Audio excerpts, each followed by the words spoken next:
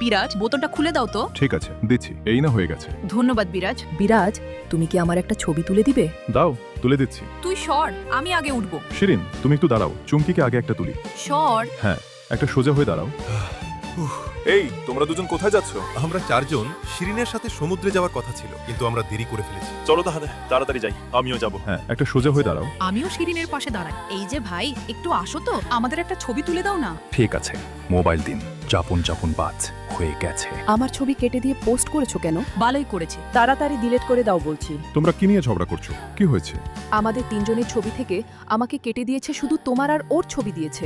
ওর নিজের ফ্রেন্ড লিস্টে যা খুশি পোস্ট করতেই পারে। দেখো তো শিরিন, ছবিটা ভালোই হয়েছে তাই না? দাঁড়া, তোর ছবির গুষ্টি কিলাই। আমার মোবাইল পানিতে ফেলে দিলি কেন? দেখো, চুমকি বিরাজকে জড়িয়ে ধরেছে। তোমরা এখানে একটু দাঁড়াও, আমি শিরিনকে খুঁজি। শিরিন, অবশেষে তোমাকে পেলাম। রুবেল, তুমি এখানে কেন এলে? ওইখান থেকে তোমাকে দেখলাম, ভাবলাম তোমার সাথে একটা ফটো তুলি। ও তাই নাকি? ঠিক আছে, আসো তাহলে। ছবিগুলো পোস্ট করে দিয়েছে কিন্তু। আচ্ছা ঠিক আছে। চুমকি, তুমি এখানে কেন? শিরিন কোথায়? শিরিন ওইদিকে বালি দিয়ে খেলছে।